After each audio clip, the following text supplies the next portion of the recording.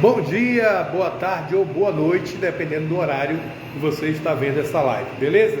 E eu estou apresentando para você aqui, em primeira mão, o mix de pimenta orgânica Pimenteé, que é um dos nossos anunciantes que se agregou a gente hoje, no dia, nesta segunda-feira, dia 18 de abril de 2022. Daqui a pouco eu falo mais sobre isso aqui, ó. Dá só uma olhadinha nesse mix de pimenta que você pode ter na sua casa. Daqui a pouco eu explico como, tá bom? E nós também estamos muito felizes porque a gente conseguiu a marca de 2.600 pessoas nessa humilde página Professor Profissão Perigo. No dia 7 de março nós começamos o trabalho aqui na conveniência Alan Dantas, aqui ao lado do Araújo da Floresta, antigo posto Texaco, e estamos aí praticamente com um mês e alguns dias e já estamos batendo a marca de 2.600 pessoas. Muito obrigado a Deus por organizar minhas ideias, obrigado aos amigos, e dizer para você que discutir educação nunca é demais, mas nós não temos somente esse apoiador, que no caso é o Pimenteé, né?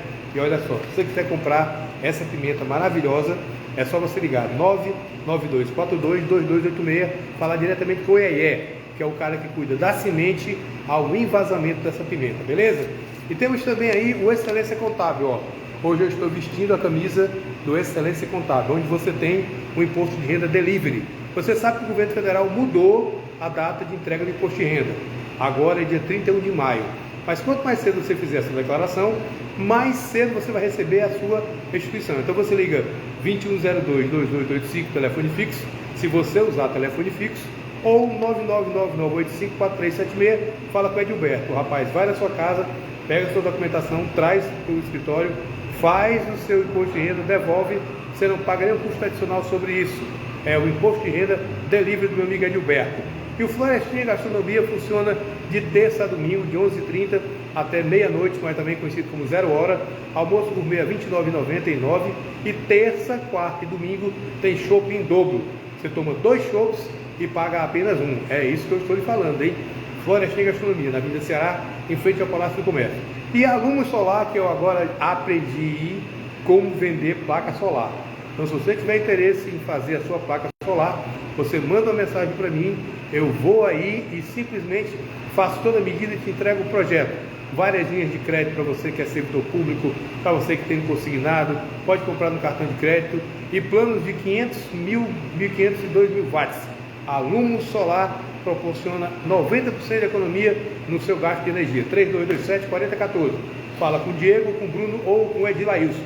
E o meu amigo da Josimar, da JN Arruda, esteve agora recentemente na Expo Print, em São Paulo. Depois ele foi até Curitiba visitar a irmã dele e trouxe muita novidade em termos de divulgação do seu produto. Olha, cartão de crédito, crachá, camiseta, boné, tudo que você precisar. Deixa eu ver quem está vindo com a gente aqui. Valzinha Oliver, aquele abraço. Marcelo Moura também, aquele abraço para você, Marcelo. E olha só, a Matheus Motos, 99592789, cuida muito bem da sua motocicleta. Peças originais, garantindo o serviço e capacetes a R$ 89,90. O Paulo e a sua turma, a Karen e a sua turma vai simplesmente ajudar você a ter um bom dia tranquilo. Não tem coisa pior do que você acordar de manhã cedo, pegar a sua moto, quando você apertar na bateria, me deixa F da vida, né? Para ser mais gentil. E hoje nós temos o prazer, depois de discutirmos vários projetos, hoje dia 29, hoje é dia 18, mas é o nosso 29º programa. Já falamos sobre racismo, assédio sexual, merenda escolar, evasão escolar, falamos sobre o Enem e tivemos o prazer de ter 2 pessoas muito importantes nessa nossa trajetória. Primeiro, o professor Cláudio Ezequiel, e o segundo, que está novamente aqui com a gente, o professor Evaldo Viana. Eu vou dar um close aqui só para você saber quem é esse rapaz aqui. Bora, aparece. Ô Jesus, cadê? Gente, calma que é ao vivo, tá? Esquenta não, deixa eu ver. Professor, cadê o senhor? Tá, peraí que eu não estou conseguindo. Naquela hora deu certo, agora não está dando por quê? Minha Nossa Senhora. Então vamos fazer o seguinte, daqui a pouco a gente conversa com o professor Evaldo. Você vai ver quem é ele, mas ele já está aqui. Ele vai falar sobre o retorno às aulas, vai falar também um pouco sobre essa experiência dele enquanto professor, formado na minha turma. Tive o grato prazer passar 4 anos ao lado dessa pessoa e trabalhamos juntos, estivemos em grupos juntos, estivemos em grupos separados, foi aquela coisa, participamos de provas e tudo que você pode imaginar dentro da UFAC. Uma turma muito boa, a turma de 2004, né? 2004, né? Então tudo bem, então eu vou fazer o seguinte, deixa eu ver aqui se eu consigo retornar, eu vou explicar para vocês o que está acontecendo. Eu estou aqui tentando fazer um corte de câmera para que eu possa conversar com o Evaldo na tranquilidade, né? Mas eu estou percebendo que o meu recurso não está me obedecendo, eu não sei porquê, mas ainda agora estava dando certo, né? Mas vamos fazer o seguinte, a gente como sabe que, segundo um amigo meu, ele diz que o importante é o conteúdo, não é isso? Então você me aguarda um pouquinho aqui, que eu vou fazer uma ginástica, né, claro, e eu vou tentar fazer o seguinte, vou pegar aqui esse banquinho aqui, vou botar aqui do lado, aqui, esse barulho aqui, é porque é ao vivo, tá gente? Não esquenta não. Mas hoje essa entrevista sai. Se tremer um pouquinho não é porque você está na jangada não, é que eu estou aqui ao lado do professor Evaldo. Esse rapaz aqui, ó, o professor Evaldo. Dá um oi aí, pessoal. Boa noite, Jorge. Boa noite, internautas. Estamos aqui para bater aquele papo hoje, né, Jorge? Hoje na tranquilidade. Agora deixa eu falar uma coisa para vocês. Essas voltas às aulas, ela traz muitas surpresas. Eu me recuso a acreditar nesse novo normal. Mas se dizem que tem, a gente tem que entrar. Então eu vou pedir para o professor Evaldo aqui fazer um currículo dele resumido, porque se for falar o currículo da vida dele, eu vou passar até meia-noite aqui. Evaldo, como é que começou a sua carreira estudantil? Quando você era aluno e o que lhe fez vir para esse lado da educação? Muito boa noite, bem-vindo ao Professor Perigo, o seu 29º programa. E não esqueça que a necessidade é a mãe das invenções. Então, quero cumprimentar a todos os internautas, boa noite Jorge. Então, a minha vida, né, estudantil começou lá nos anos 80, 1980, né, quando eu comecei a estudar, em 81 na verdade. E aí, quando eu completei isso, nós morávamos na zona rural de Rio Branco, né, que depois se tornou Bujari, né, então minha origem é lá. Que é a origem do Buja? Do Bujari. E aí, em 1984, eu encerrei a 4ª série na zona rural, e o meu pai então comprou uma casa lá na Vila Bujari para que eu viesse morar lá, né? Inicialmente eu morei com amigos, né, da nossa família durante um ano, eu dormia nessa casa e passava o dia com essa família. E no ano seguinte mais 2 irmãos meus vieram para a cidade lá, para a vila, então eu dei continuidade, foi lá então que eu comecei realmente a conhecer o mundo, né? Passei a militar no movimento estudantil, né, lá no Bujari. Grêmio. Não posso esquecer dos nossos diretores lá, primeiro Moisés Carneiro Torres, né, que ainda é um homem lá no Bujari, um professor muito respeitado, e posteriormente o professor Vital Vieira de Souza, já falecido, que foi o outro diretor, né, os pilares da sua... Então, pessoas que eu tenho um profundo respeito, né, por ele, por suas famílias, e que foi lá também que eu comecei a movimentar com a professora Tiana. Eu acho que muita gente conhece a professora Tiana de língua portuguesa, hoje ela não mora mais no Acre, mas nós somos amigos no Face, né? Então ela é aposentada, mora em outro estado, e ela então me encaminhou para a vida de militância estudantil. E foi a partir daí então que realmente eu comecei a conhecer a educação, conhecer os problemas da educação, né? Já militar em busca de melhorias para a nossa educação e também para outras situações que a gente tinha muita necessidade. Mas se não me engano, naquela época existiam poucos municípios em que havia segundo grau. Se não me engano, o êxodo dos alunos dos municípios mais distantes, eles tinham que vir, que nem você veio, com 16, 15 para estudar, porque parece que era primário e fundamental 1 no máximo tinha. Era isso mesmo? Jorge, era grave a situação, né? Pra você ter uma ideia, lá em 98, então nós estamos falando de 98, não estou nem falando de 85, né? Em 98 a gente só tinha ensino médio em 11 dos 22 municípios, né? E ensino fundamental, então, o Bujari deve ter chegado ali nos anos 80, né? No início dos anos 80, o Fundamental 2, que a gente chama de 8ª série, né? Também...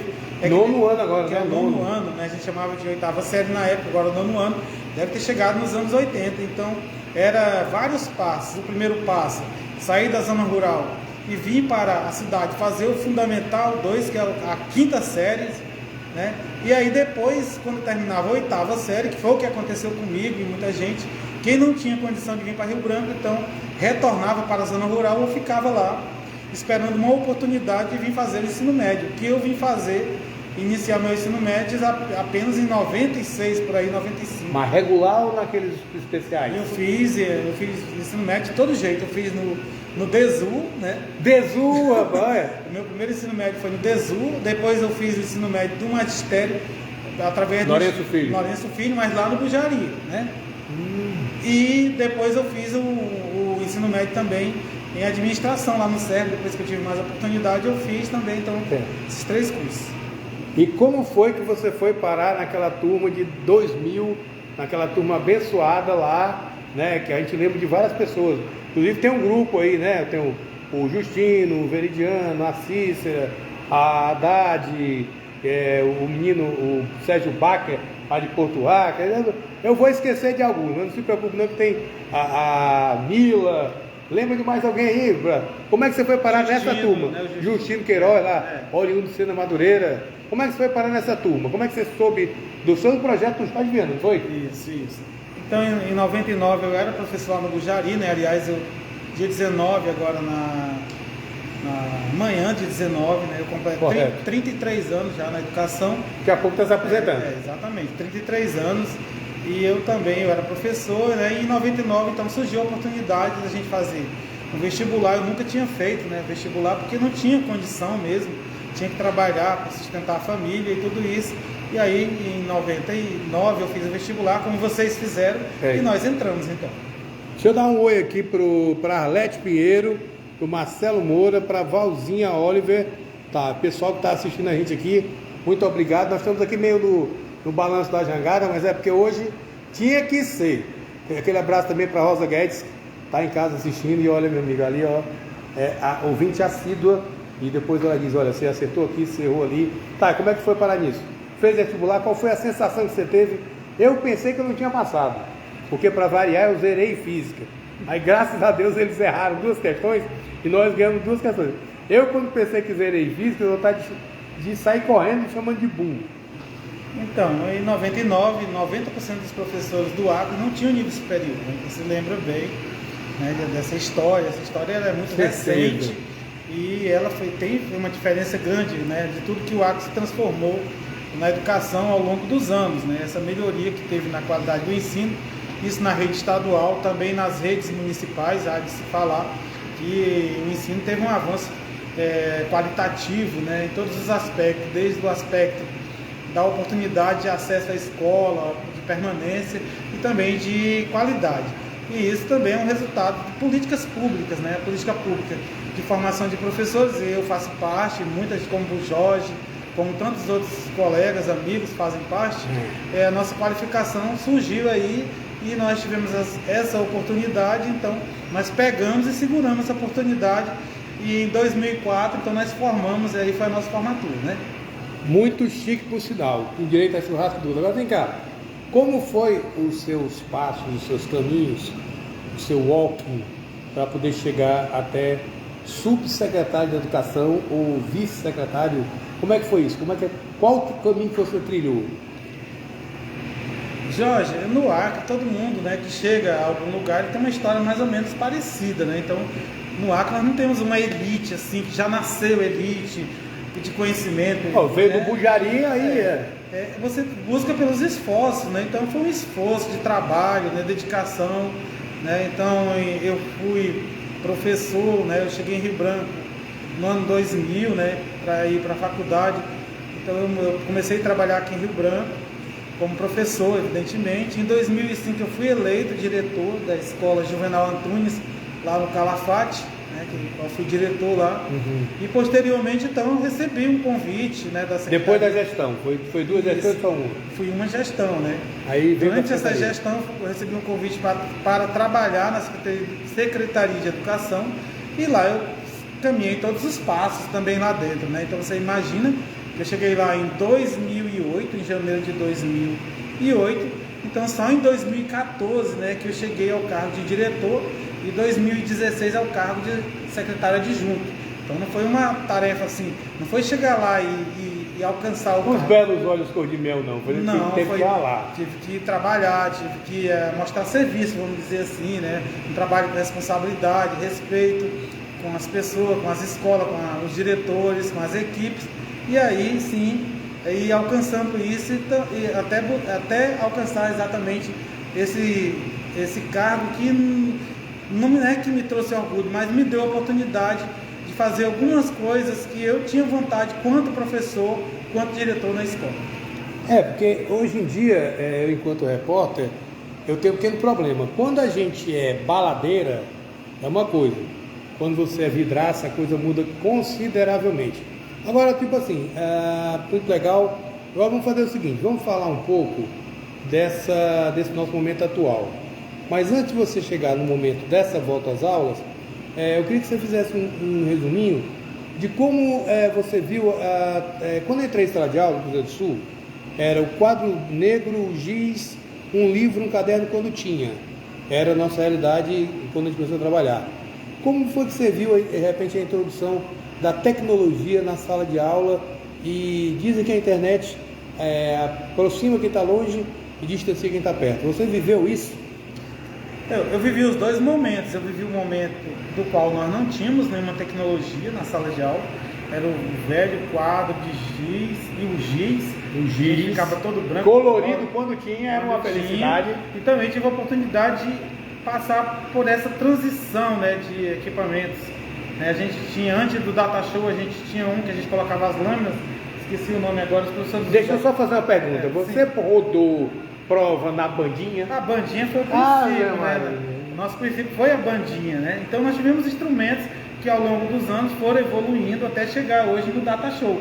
Evidente que nós já temos equipamentos mais modernos que o Data Show, mas aqui no Acre, em Rio Branco, quem tem um Data Show para trabalhar suas aulas já é um privilegiado, né? Porque você já não vai para o quadro, né, cansar o seu braço, né, danificar seus nervos, né, e você tem a oportunidade de apresentar aos seus alunos vídeo, material com mais qualidade, né? Então, esse é o momento que a gente vive. É evidente que muitas escolas não têm tantos equipamentos quantos são necessários, mas aos poucos as escolas vão se preparando para que realmente um dia possam chegar, né, ao desejado momento de ser uma escola tecnológica. Gente, eu não quero ser covarde em nenhum momento. Bandinha era um equipamento que nós professores usávamos. Nós pegávamos uma folha de papel tipo Chamex, nós escrevíamos, digitávamos ou datilografávamos nessa folha de papel, que era uma espécie de papel carbono. A gente pegava, a bandinha era como se fosse um rolo de massa de pizza. A gente pregava o carbono lá e pegava as folhas e ia rodando com álcool, aquela coisa azul, então você ia rodando. Cada prova dessa você rodava 30, 40, 50. E às vezes alguns espertalhões pegavam aquilo que a gente pregava, que a gente jogava no lixo, ia lá, pegava e fazia uma cópia, mas isso aí a gente conseguia pegar. Então bandinha era isso, tá? Para vocês não ficarem voando os mais jovens, né? Agora e aí, me conta agora como é que foi essa volta às aulas e esse novo normal.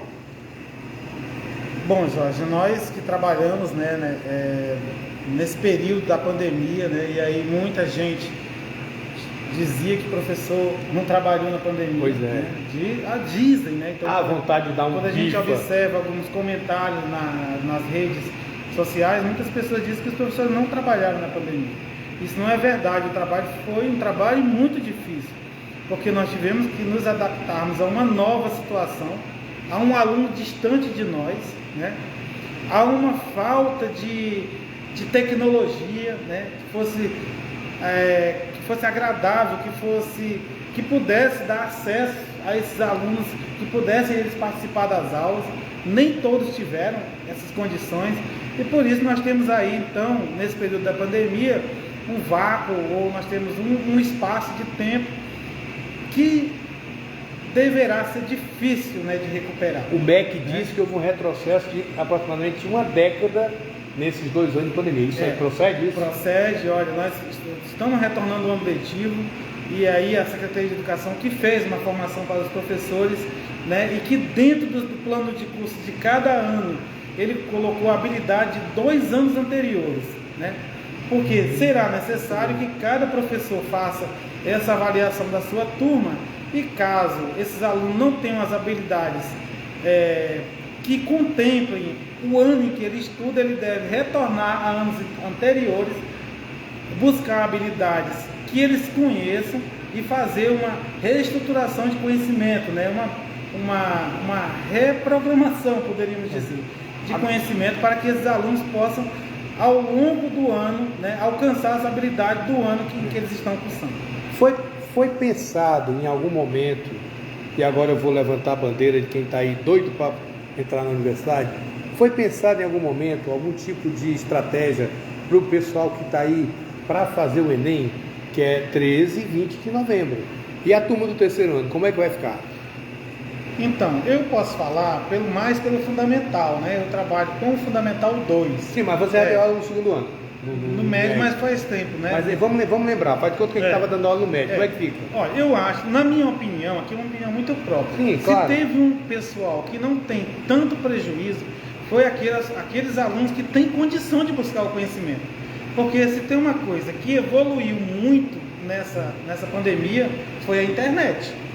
Foi a capacidade dos alunos buscarem conhecimento na internet.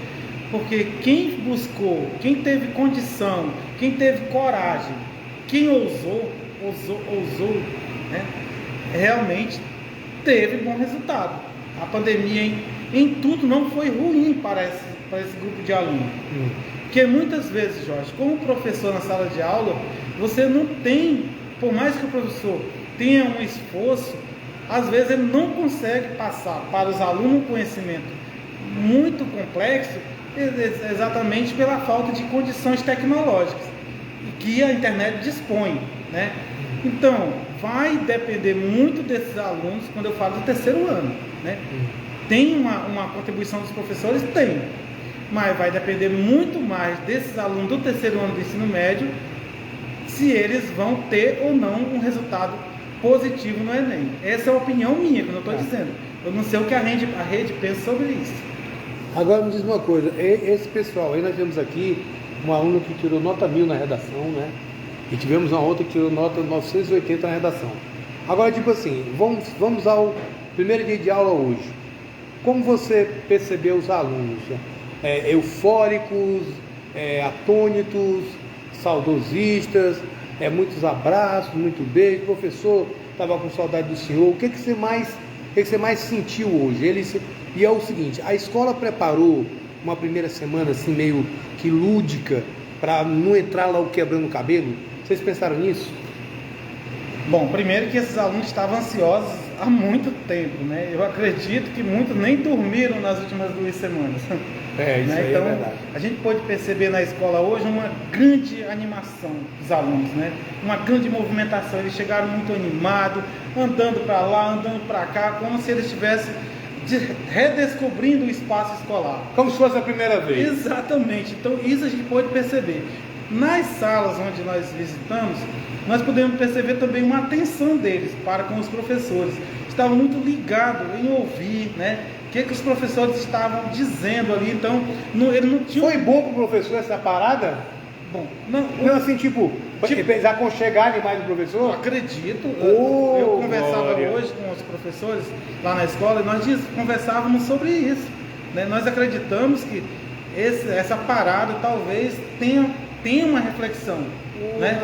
Onde os alunos também não queiram perder tanto tempo nas brincadeiras, tanto tempo com assuntos que não venham trazer conhecimentos para eles. Nós acreditamos que eles possam realmente terem voltado para a escola com garra, com vontade de aprender. E sabendo que o professor é necessário. Exatamente. Eu acho que nós sentimos falta deles, né? Os professores sentiram muita falta dos alunos, mas os alunos também sentiram nossa falta. E os pais também sentiram nossa falta.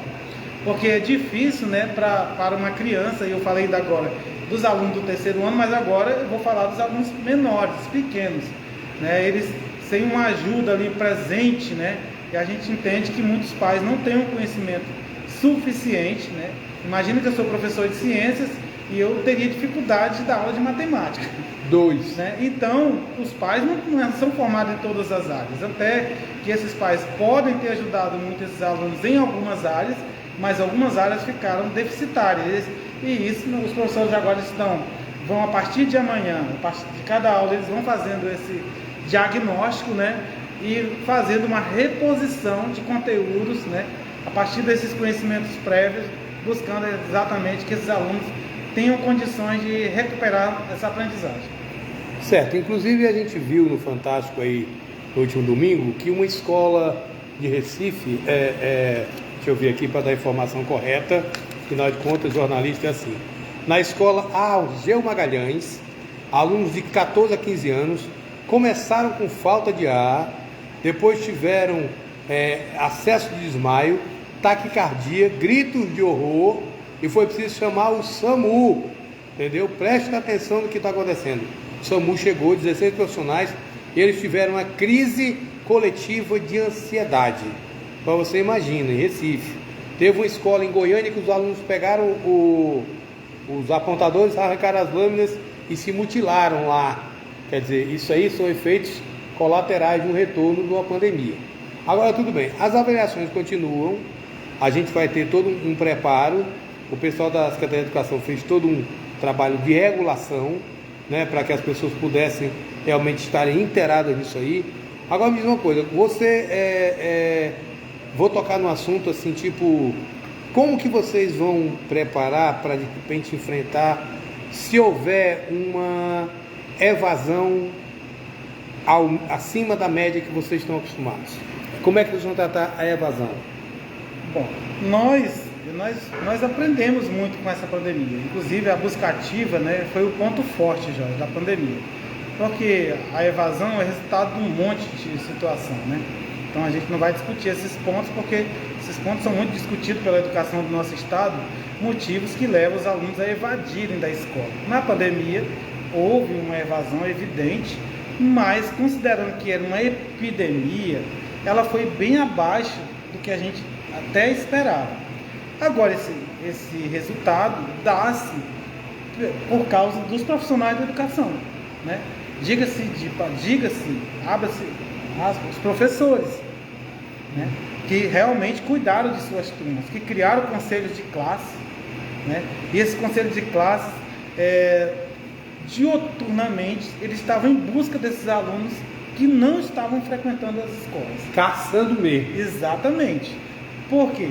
Muitos motivos esses alunos tinham para não participar das aulas, né? A falta de um telefone, a falta da internet, né? A falta de um apoio presencial do professor. Mas os professores, dioturnamente, eles estavam sempre dispostos a buscarem esses alunos. Então, quando você olhar o resultado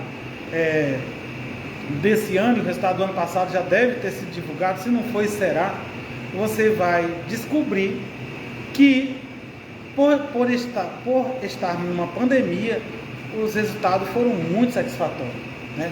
E aí, isso que eu ia dizer, com essa preparação que os professores tiveram nessa pandemia, nós não acreditamos que a evasão escolar seja alta, porque estamos preparados para irmos buscar esses alunos. Certo, eu vou tocar no assunto aqui que eu tinha tocado com ele, e ele respondeu, mas eu quero que ele responda para vocês agora, que ele respondeu em off. Professor, como que a gente justifica? Esses dias eu falei do PPP, Projeto Político Pedagógico, e Regimento Interno. O Ministério Público entrou com uma ação, se não me engano, contra 13, 14 escolas, que agora, no final da pandemia, né, resolveram abrir suas portas, estão em condições de receber e não vão poder entrar com suas atividades, porque falta o Projeto Político Pedagógico e falta o Regimento Interno. Como explicar essa situação? É muito difícil? E aí aquele abraço, meu irmão, tudo tranquilo? Me explica aí, como é que fica esse negócio? Eu sei que é uma seara, você vai ter que ser ético, você não vai querer, né, crucificar ninguém, mas como é que explica um gestor da escola não ter ainda o seu PPP e o seu regimento interno? Bom, o projeto político pedagógico é o eixo condutor das ações pedagógicas da escola. O PPP é o projeto político pedagógico. O regimento interno é o eixo condutor da relação da escola, da relação interna e dessa relação com a comunidade. Então, o que acontece dentro da escola, a previsão de acontecimento. E essa previsão de acontecimento, ela deve estar no regimento interno. O que é isso? Por exemplo, vamos falar da relação professor-aluno, da relação diretor-escola. Né? Essa relação pode ser boa e em dado momento ela pode não ser tão boa. Desandar. E o que vai acontecer nesses casos, eles têm que estar escritos no regimento. Para a defesa de ambas as partes. Exatamente. O projeto político pedagógico vai tratar das ações pedagógicas na escola, né? Considerando o conhecimento dos alunos, considerando a formação dos professores, se organiza esse eixo condutor de ações pedagógicas, de projetos pedagógicos que a escola vai desenvolver. Então, eu quero aqui compreender que o Ministério Público esteja preocupado com isso, né? Porque também não é de hoje, Jorge, que as escolas vêm trabalhando na construção tanto do projeto político-pedagógico quanto do regimento. Esse é um trabalho antigo, tanto da rede estadual quanto da rede municipal. Acontece que para a aprovação de um projeto político tem várias situações para além da questão pedagógica. Aonde o Conselho Estadual de Educação entra nisso? Exatamente. É o Conselho Estadual de Educação e os Conselhos Municipais de Educação que analisam, avaliam e aprovam esse projeto, certo, baseado na legislação. Não é assim, tipo assim, nós temos o Estatuto da Criança e do Adolescente, nós temos as leis educacionais, nós temos as normativas, e tudo que é escrito e aprovado tem que estar definido na legislação. E isso, então, exige tempo, exige leitura, exige debate, para que esses projetos sejam aprovados. Comunidade, professores, pais de alunos. Exatamente. Ainda tem mais uma situação que é as condições do pré-escolar, né? Então, por exemplo, para cada escola, para cada tipo, tamanho de escola, existem regras diferenciadas. Por exemplo, tem escola que tem que ter, né, tem que ter projeto de incêndio, né, contra incêndio. Extintor, muito bom isso aí. Tem escola que não precisa ter, então tem todo o regramento que tem que ser cumprido, né? E o Ministério Público fica de olho em tudo isso, como é que está caminhando. E evidentemente que quando ele toma uma decisão dessa, ele deve ter avaliado situações que realmente precisam ser tomadas providências. Eu não acredito que seja só a parte pedagógica, mas como eu estou te falando, Jorge, é o conjunto, tá? Agora me diz uma coisa, por exemplo, você acabou de citar uma coisa interessante. Eu me lembro na época do Flaviano Melo, que ele, governador, criou uma lei que dizia que nenhuma escola poderia ser construída se não houvesse uma quadra desportiva. Você lembra disso? Hoje nós temos uma situação que eu até me preocupo. Existe o espaço no projeto, mas a quadra não é construída. Aí há uma demanda de estudantes naquela área, automaticamente os gestores se reúnem com a secretaria e a secretaria manda construir no local da quadra mais um volume de salas de aula. Na minha época eu fiz educação física no quartel da PM, que era perto da escola, praticamente em frente. Como que a gente pode de repente mudar essa situação para ver se realmente a prática desportiva é interessante? Esses dias agora nós temos vários alunos que foram para os Jogos Estudantis e tiveram bolsa atleta a nível nacional. Então é importante saber como é que a gente pode fazer para melhorar isso. Bom, a sua escola tem quadra? Tem. Bom, nós temos muitas escolas em Rio Branco que tem quadra, né? E a construção de quadra é uma necessidade. Mas construção de quadra também não pode ser construída de qualquer forma, né? Também tem o regramento para a construção de uma quadra esportiva. E nós, então, a partir de um determinado ano, e eu não me recordo bem, os terrenos das escolas que foram comprados, eles têm uma metragem definida. Então, 86, eu acho, Flaviano. O terreno tem que ter 10 mil metros quadrados, né? Então 100 por 100. Então, a partir do tamanho desse terreno, então praticamente essas escolas têm quadras, né? Através de projetos, de emenda parlamentar, do construção pelo MEC. Então, nós temos dezenas de situações em que essa quadra pode ser construída. Mas nós temos também escolas, eu posso até citar um exemplo aqui, o Rodrigues Leite, né? José Rodrigues Leite e outras que ela não tem mais terreno, não tem... A ética. Para a construção de uma quadra esportiva. Então, Por isso nós vamos encontrar escolas com quadra, escolas sem quadra, mas observando, você vai analisar que as escolas que não têm quadra, na maioria do caso, ela não tem terreno suficiente para essa construção. Bem, agora eu vou ter que tocar no assunto aqui, mandando aquele abraço para Socorro Oliveira, que sempre acompanha a gente aqui, professora Socorro Oliveira. Tá, Evaldo, voltando, e essa greve, Márcio? Me diz aí, como é que foi isso? O pessoal da prefeitura ainda está em greve, está vendo intransigência, o pessoal está aproveitando que é ano político, está levantando bandeira política. Como que você vê esse movimento? Como você é Estado e Prefeitura, você pode falar nos dois casos, né? E eu queria que você está sabendo que o governo do Estado também reabriu aquele projeto de R$ 4.600 para a compra do notebook e abriu R$ 1.800 para o reforço da linha de internet. Como você está vendo aí essa greve na volta às aulas? Como os nossos dirigentes sindicais estão se comportando? Eu acho que patrão não gosta de greve. Fique à vontade. Patrão não gosta de greve e trabalhador não gosta de greve, né? Eu acho que o trabalhador só faz greve quando ele realmente observa que há necessidade, né? E o movimento de trabalhadores, ele sempre busca o diálogo, né? Sempre busca o diálogo e sempre busca também dentro daquilo que é possível. Então, quando você observa que o movimento está buscando alguma situação que não é possível o Estado resolver, aí até nós poderíamos dizer que era uma greve abusiva, né? Mas quando você olha tanto a rede estadual quanto municipal, não foi isso, né? Então, as expectativas de aumento, elas foram dadas, né? Dentro do limite. Dentro do limite, né? E quando várias vezes o Estado se pronunciou sobre o aumento, né? Que seria um aumento favorável. Os números apontavam para esse aumento favorável, mas os trabalhadores consideram que isso não ocorreu. Tá, agora, hoje eu vi a entrevista do Zen, esses 33%, ele disse que é possível, não sei o que, blá, porque me parece que os 33% chegou para quem estava nas letras iniciais, né? O pessoal que tem na meta mais foi... Como é que está isso? Eu posso falar, eu não posso falar como sindicato, né? Porque eu não sou presidente do sindicato, estou falando como eu, Evaldo.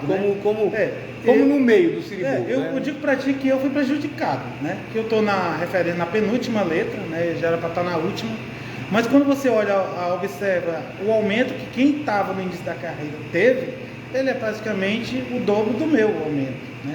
Então, eu me considero prejudicado. E a nossa batalha era essa, a gente não queria que um grupo fosse beneficiado e um grupo fosse prejudicado. Queria que fosse linear. Que fosse um aumento justo para todo mundo. Linear. Todo mundo tivesse um aumento justo. Estou falando do Estado.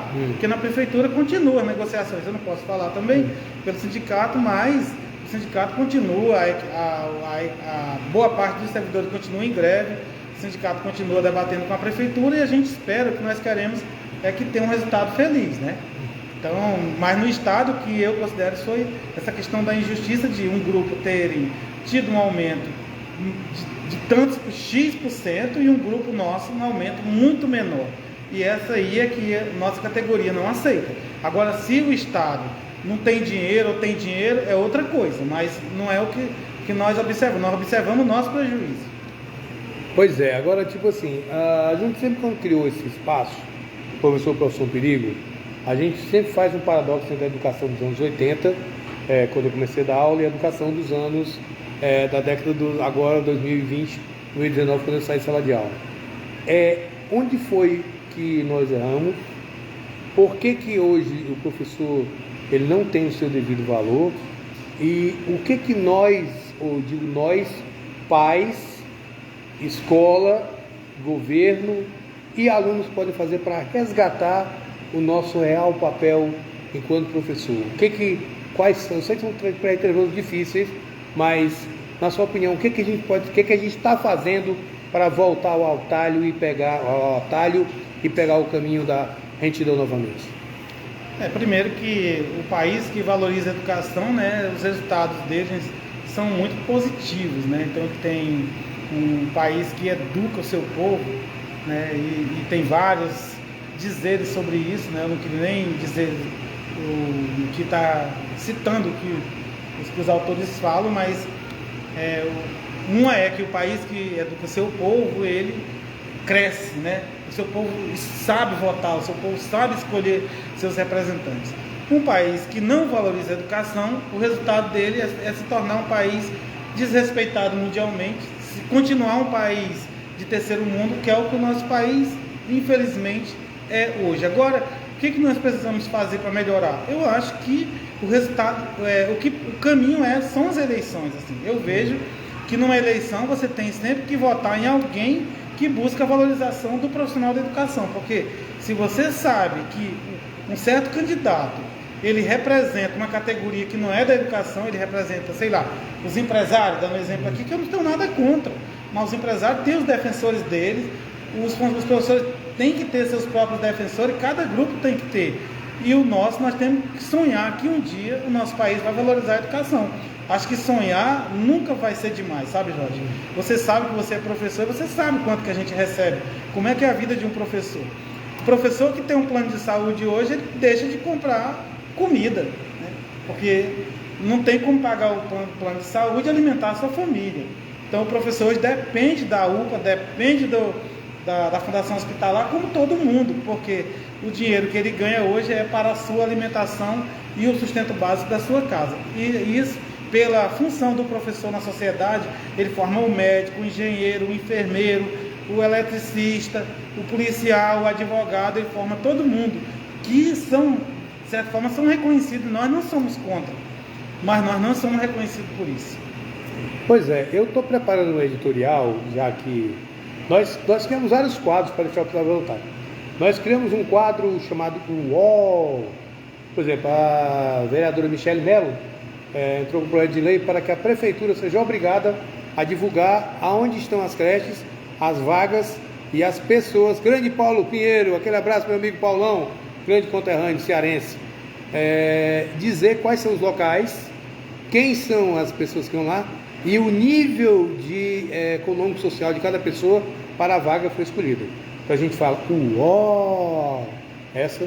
E tem a Vige, quando a gente descobriu que o exército brasileiro, Forças Armadas, comprou 35 mil comprimidos de Viagra.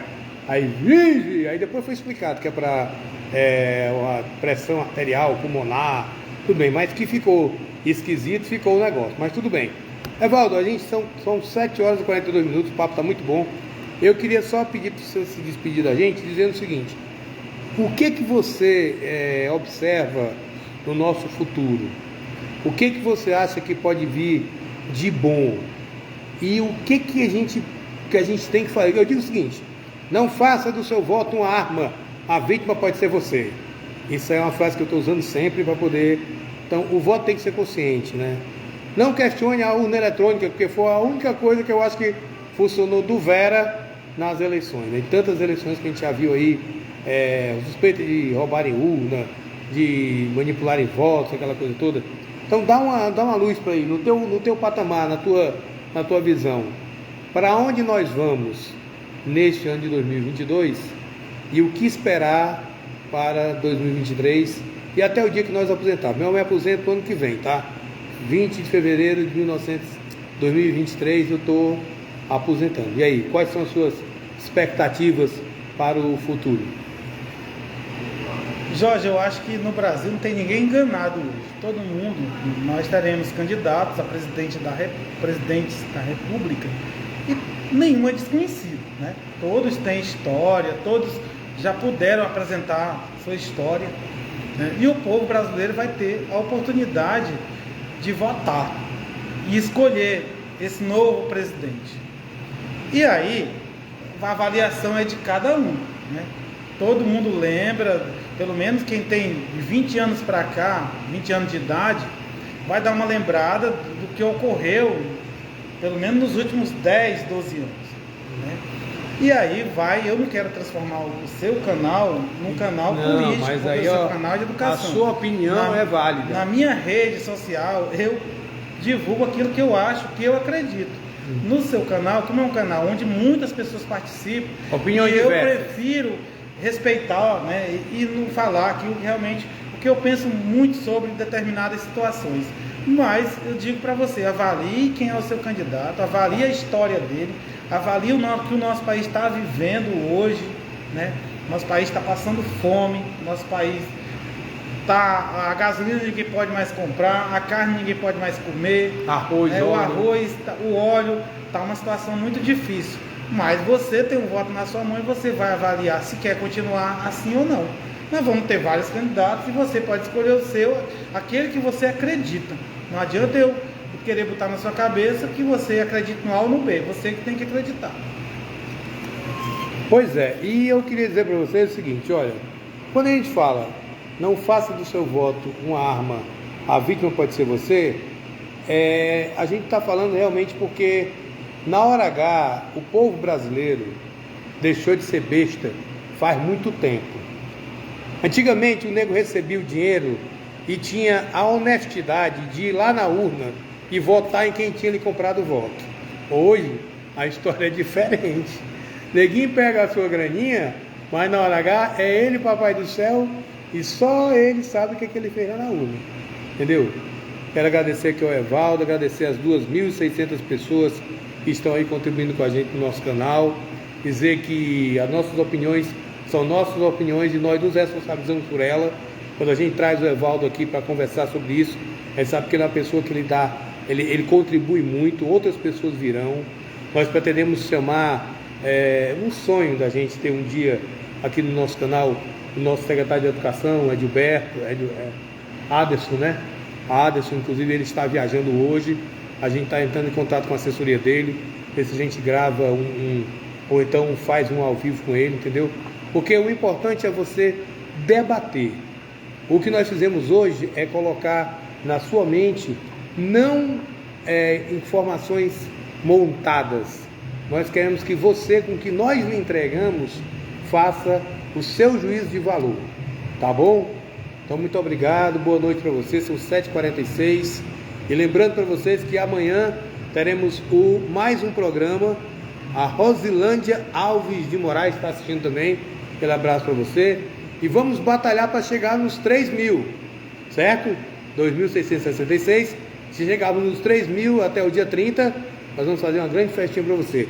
Agradecendo mais uma vez ao pessoal do Florestinha Gastronomia, almoço gourmet a R$ 29,90 de terça a domingo. Agradecer ao meu amigo Edilberto do Posto de Renda Delivery. Agradecer também ao EE que traz essa pimenta maravilhosa para você, um mix de pimentas orgânicas. E lembrando que ele também vende açafrão orgânico lá no supermercado Araújo. Vou já comprar do Adem o merchandising também no Araújo, né? E aquele abraço também para o meu amigo Josimar, lá da Copigraf e da JN Arruda. A sua melhor impressão está na Copigraf e na JN Arruda. Você vindo do centro, pelo Rio de Janeiro, passou do cemitério do lado direito, em frente a Moisés Veículos, tá? E meu amigo também, Paulo, lá da Mateus Motos, tá bom? É muito bom ficar com vocês, muito bom estar com vocês. E lembrando, o dia é hoje, a hora é agora e o momento é já. Não deixe o momento que você pode fazer hoje, pode não haver amanhã. Boa segunda-feira para vocês e amanhã estamos de volta, se Deus quiser, Ele vai querer.